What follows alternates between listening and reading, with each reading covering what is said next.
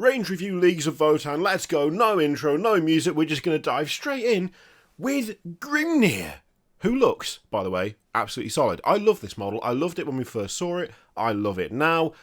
Very fantasy miniature this. It is sci-fi, it is 40k, obviously you can see the two floating drones with guns there that look fantastic, but the whole attitude of this is so lovely and almost like classic Tolkien dwarf. I love the embossed pattern that goes across the bottom of the robe, the fact that he's got armoured boots on, but he's still got the proper wizard's beard. Looks so good, the pose is excellent. Also the way that he's just lifting the rocks up to stand on them gives him a bit of height. You could technically say maybe a tactical rock thing, but not really. It's also a demonstration of power, of ability. It's just so nicely done. I cannot get enough of this model. The two floaty lads look fantastic as well. I really do like the setup on those. Also the fact that the kind of crest coming up from behind, going over the head, has a kind of crow motif on it, makes it a bit like Odin-esque, which obviously I think is probably intentional, but again, it's just a really nice touch. Across the three miniatures as well, you've got a really nice combination of metals, of cables, of cloth, of different textures. It's just, it's such a good selection of miniatures, obviously, because there's three, not one. But I don't know, it works really cohesively, despite the fact you've got two very clear sci-fi elements going on, plus one that is relatively fantasy-esque. Really, really, really like this. Really like it. Now, before we go any further, this video is sponsored by Revenant's Run, and by the time you're seeing this, there's only 48 hours left in the campaign. Ignore what it says there. It lies. Revenant's Run is a massive collection of miniatures available either in STL or physical 3D printed form. I can attest to the quality of the 3D prints, having received some of them myself. They look absolutely fantastic, and God knows you've got enough choice going on here to pretty much make whatever you want, whether you play one-page rules or not. And if you do play one-page rules, these are fully OPR compatible with full stat cards for every single unit. And if you don't play OPR, don't worry. There is enough here that you will undoubtedly be able to form some sort of proxy army for your favourite sci-fi tabletop wargame. There will be a link to the campaign in the description and the pinned comment down below. Thank you very much to Revenant's Run for sponsoring the video. Let's get back into it. Next up we have Uthar the Destined, or alternatively just a generic Carl, and again, I really do like the poses on these. This one is a bit more egregious in terms of your old tactical rock. It's a little bit over the top, but at the same time, it is quite a good hero pose. It's a really nice way of raising the height of the model and giving it a bit more profile, which I think it does need just to stand out that little bit more when it comes to HQs, when it comes to captains, lords, just, people in charge in general. In miniatures, having that extra height does make a significant difference, and it does work what they've done to make him stand out above the rest of the line troops. I just kind of wish that it wasn't rocks. If it could have been some sort of rubble or something, that would have been nice, because overall, it's a decent looking model. The armour for the Leagues of Votann looks great. I like the armour. I like the way they've done it. It feels similar to stuff you find in the Imperium, but there's clearly been a divergence. There's clearly been a move away from a standard template or something that shares a common heritage, a common ancestry, but has diverged away from it. I do like the way they've done it, and things like the runes embossed into the armour, things like the massive belt buckle and stuff, it all kind of ties back into a more traditional, dwarvish feel, but it still keeps it nice and sci-fi.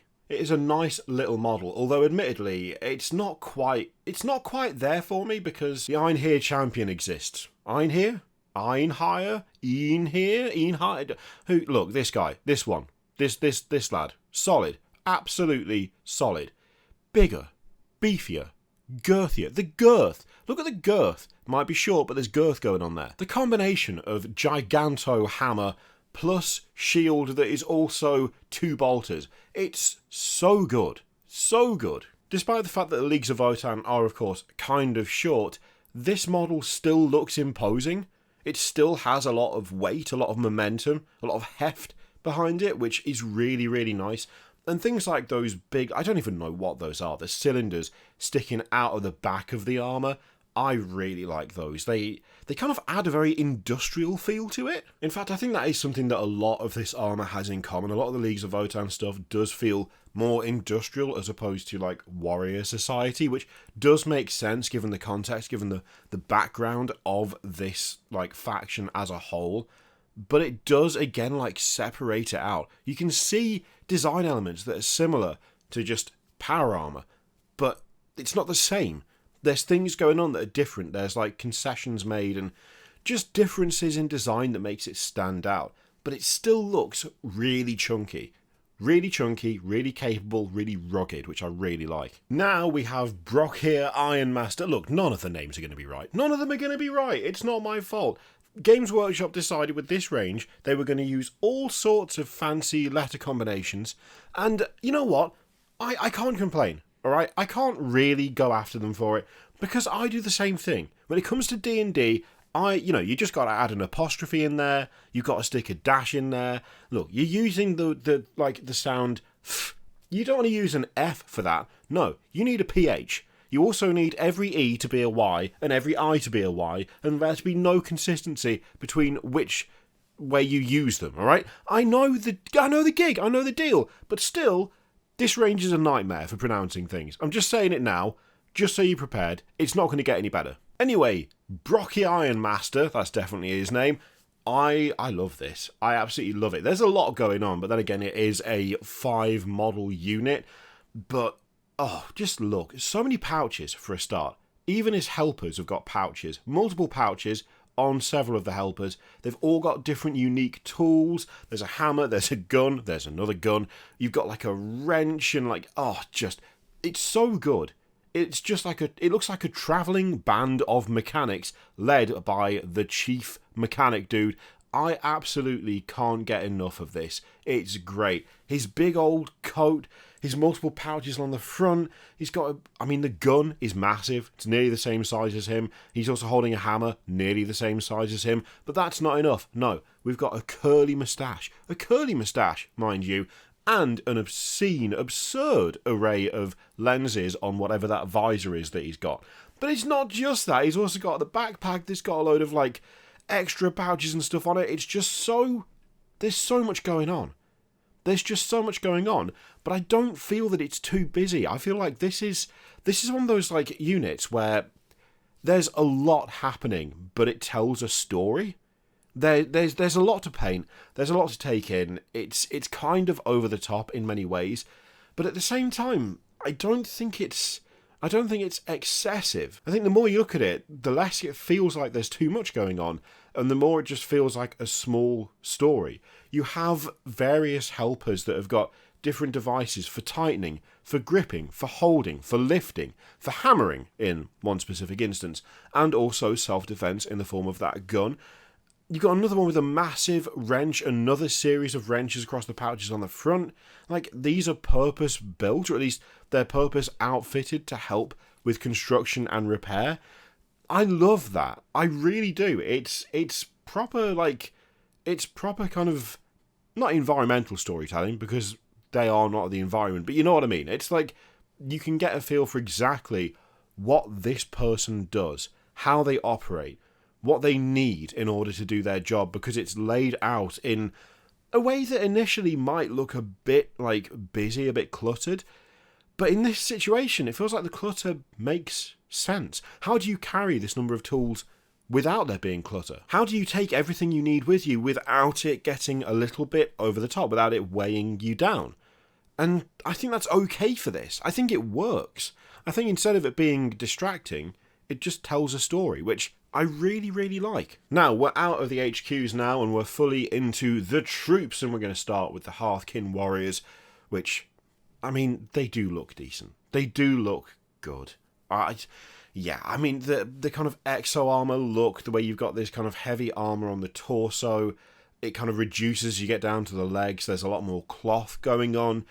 It looks more like something outfitted for like mining or for kind of external operation on hostile environments than it does for war, but I really like that look. I think it works really well. the combination with the different guns as well. Like, some of the guns for the Votann, genuinely to me, look more like...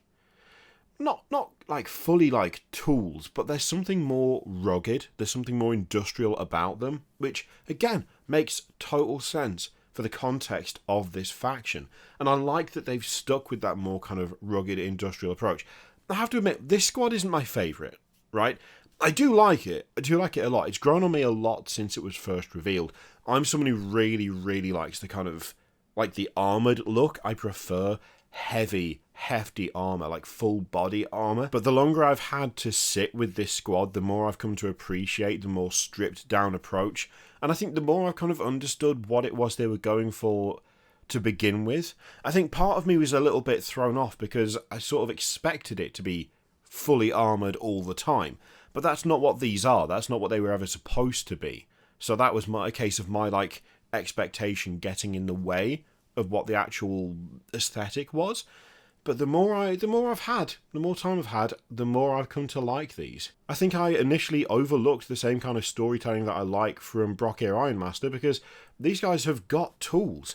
They have things like bedrolls attached to packs, there are hammers, there are picks, there's all sorts of little details on these that show them as being kind of armed explorers or miners, and less a purpose-built army that exists only to fight. Like, that's not what they're for. And little details here and there really hammer that home. Pun intended, given a couple of them have got hammers. Get it? Terrible. And the thing is, if you do want just, like, the armoured approach, this isn't the squad for you anyway. In terms of, like, options and stuff, it's grand. There's loads of different heads, lots of bear heads.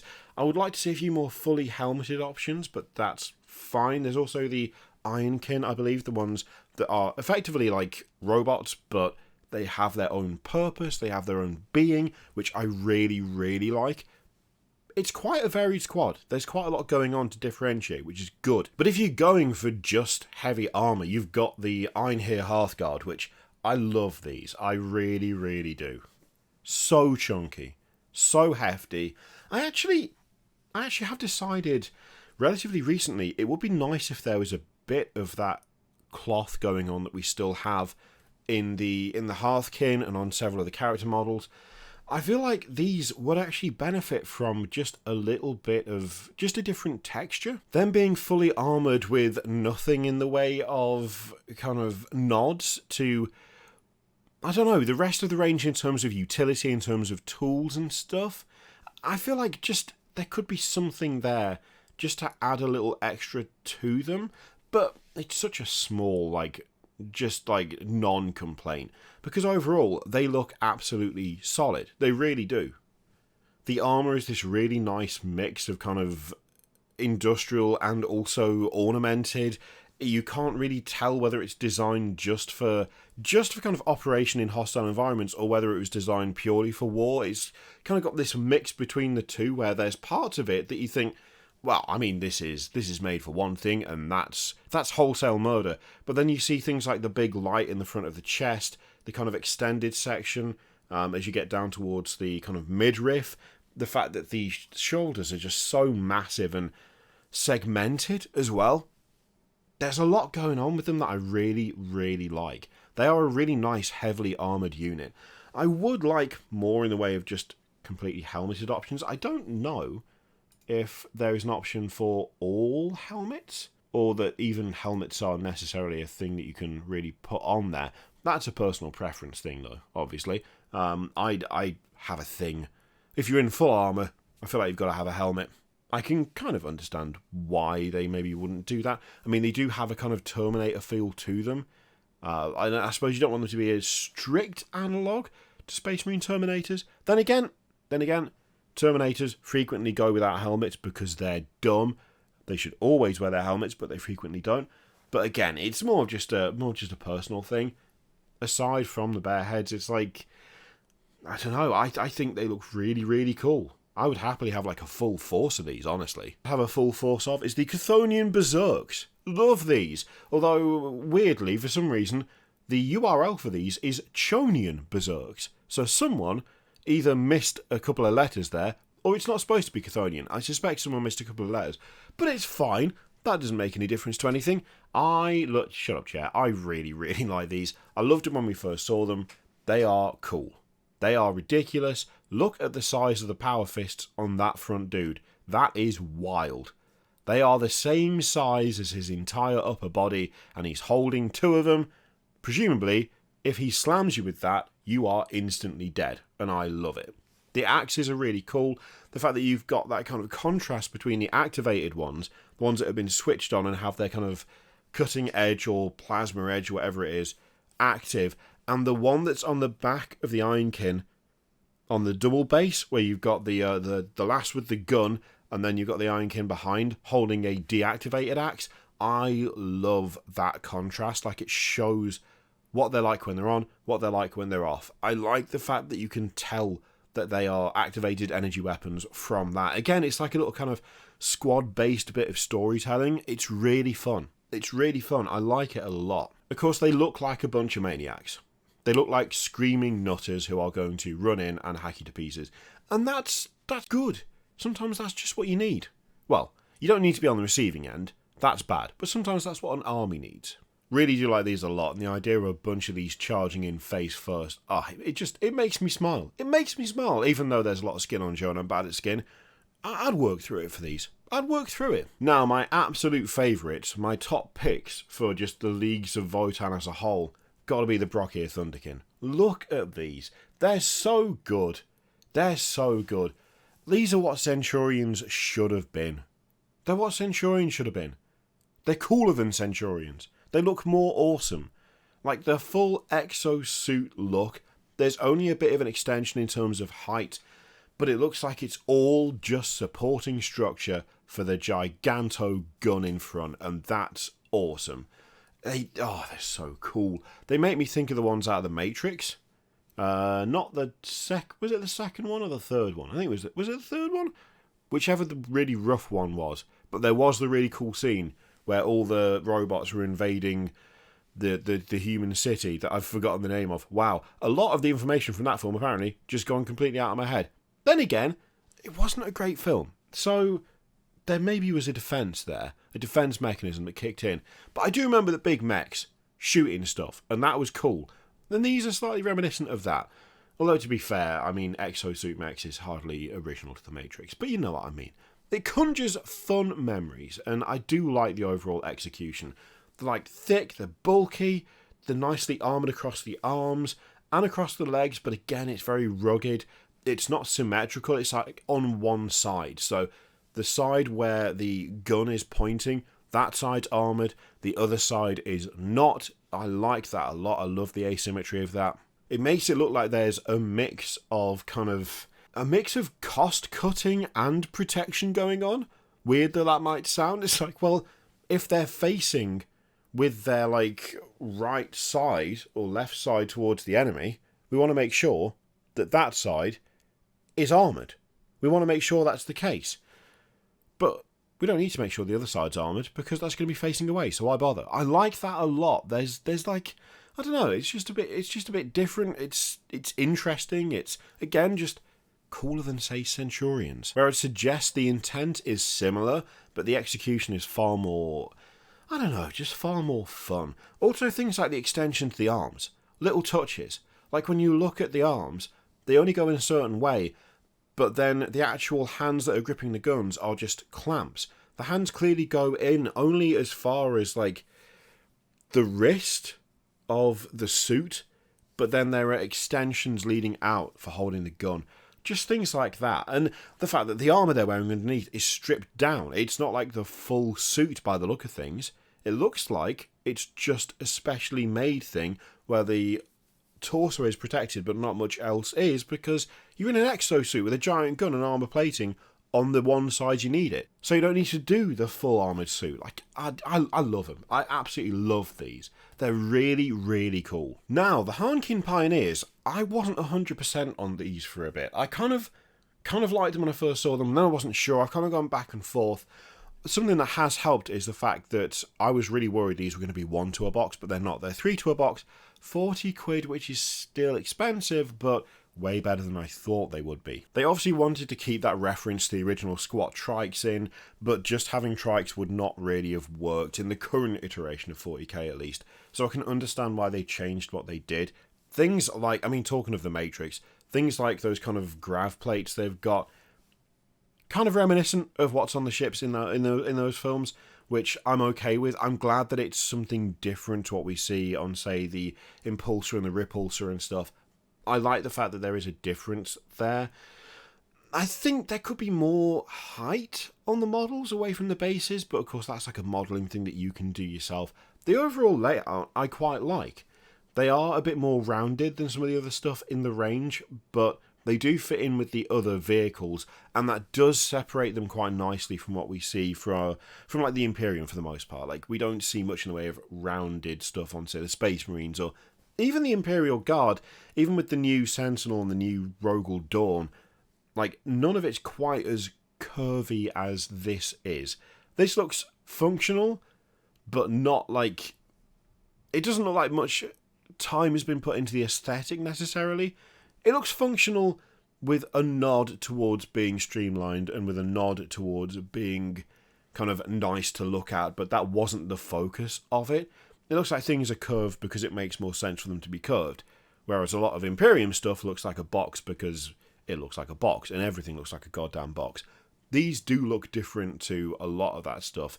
Again, that kind of similar basis, but diverging in design as the years go on.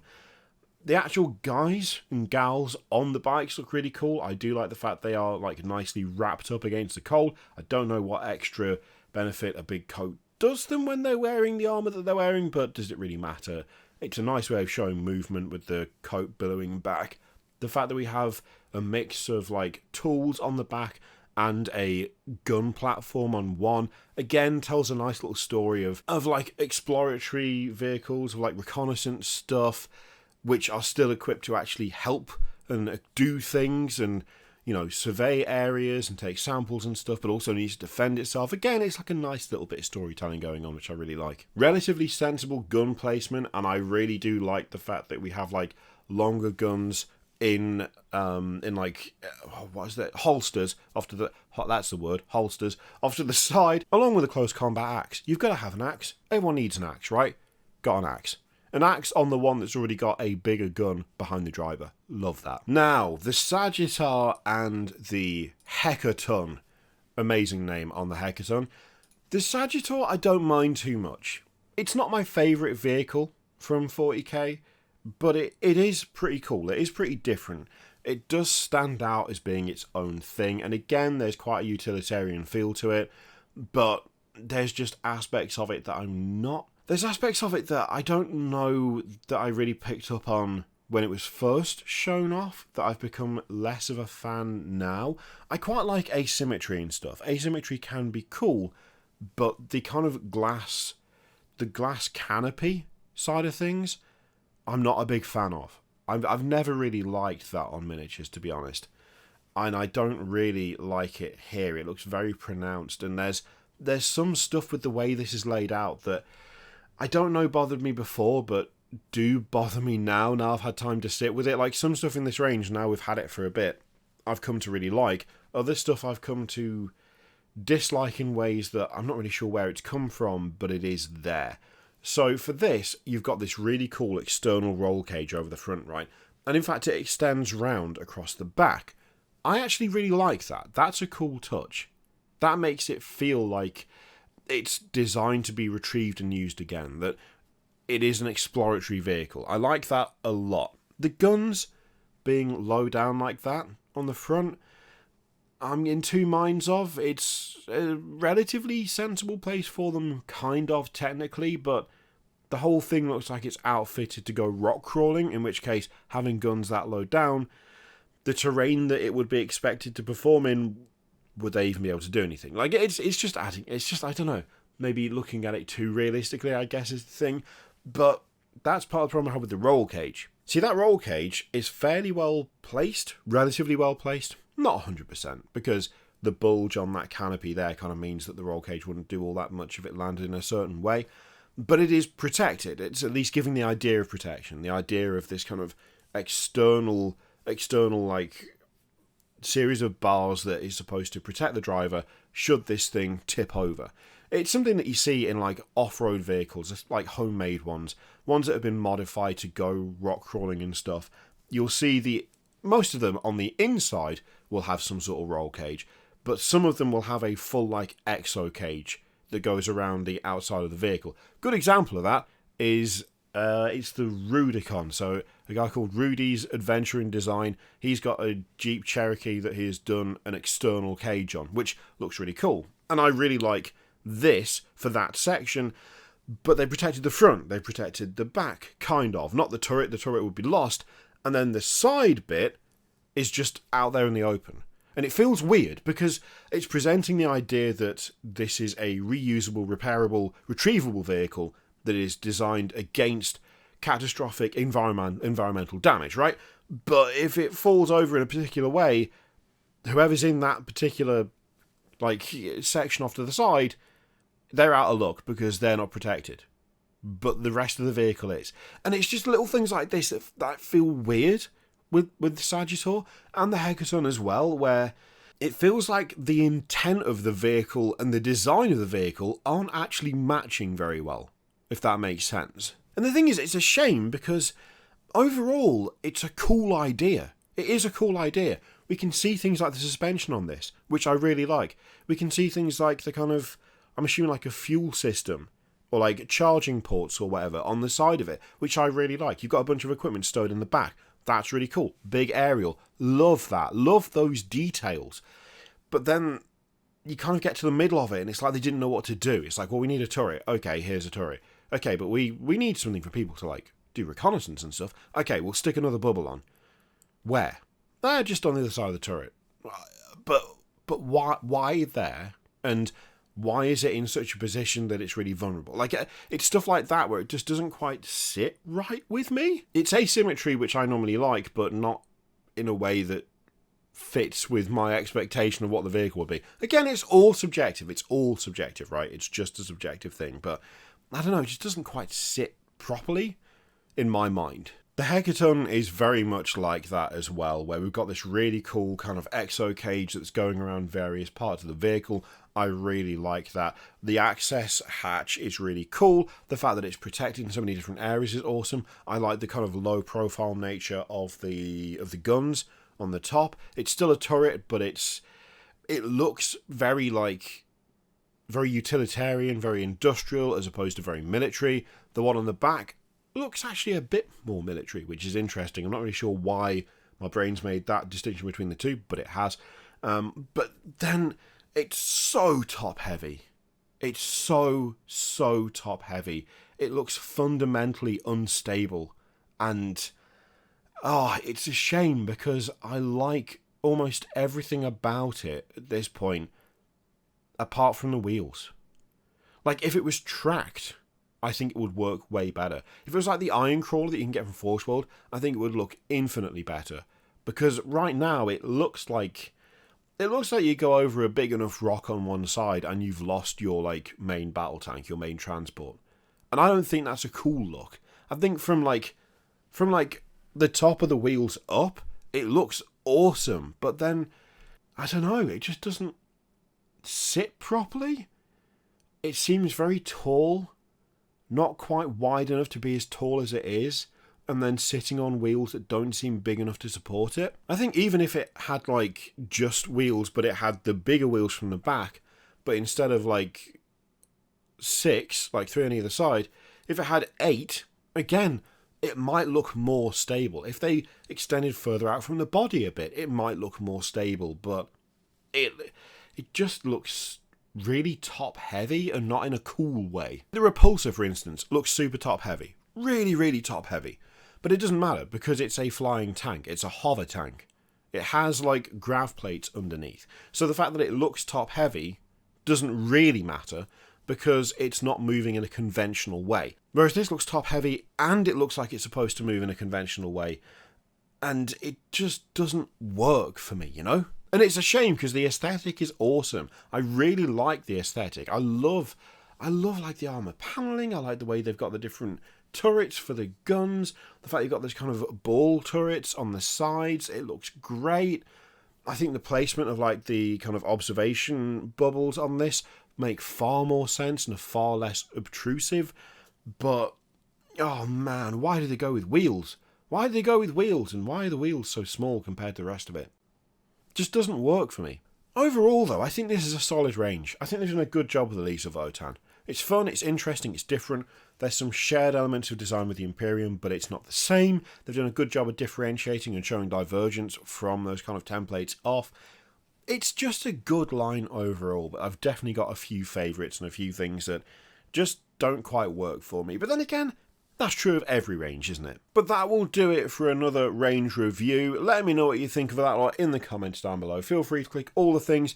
If you are a member or a Patreon at Cultist or above, you will have seen this 24 hours early. So thank you very, very much for your support.